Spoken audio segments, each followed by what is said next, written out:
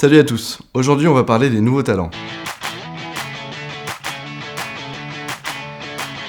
Le nouveau monde dans lequel on vit aujourd'hui, c'est celui du web, du multimédia à outrance et le fait d'avoir plein d'écrans disponibles, ça influe profondément sur des nouvelles personnalités.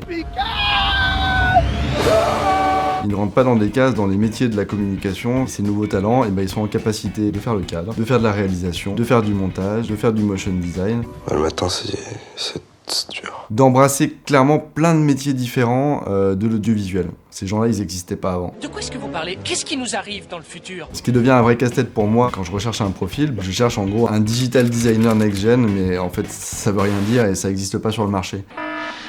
Aujourd'hui, comme on a besoin de produire différemment, ça va être intéressant d'aller chercher ces talents et de se demander comment on les incorpore. Quelle autonomie on leur donne? Est-ce qu'on les laisse complètement naviguer à vue? Comment entre eux, ces nouveaux talents peuvent bosser?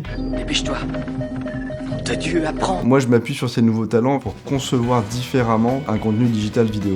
Aujourd'hui, il va y avoir la possibilité d'utiliser ces nouveaux talents pour aller un petit peu dynamiter cette notion de hiérarchie, en sachant qu'il faut quand même à un moment donné qu'on parle de la stratégie, qu'est-ce qu'on veut dire, quels sont les objectifs. L'ouverture, elle est là, c'est de se dire, voilà, il y a un concept, il y a une équipe, il faut respecter ce travail collectif, mais potentiellement, vas-y, mets-y un peu de toi. Il faut être en capacité de réfléchir vite, de prendre des décisions sur un tournage, d'aller amener une créativité instinctive. Ce qui est sûr, c'est qu'ils ont un petit truc en plus, un grain de folie. C'est ça, à mon avis, aujourd'hui, le succès de la vidéo digitale.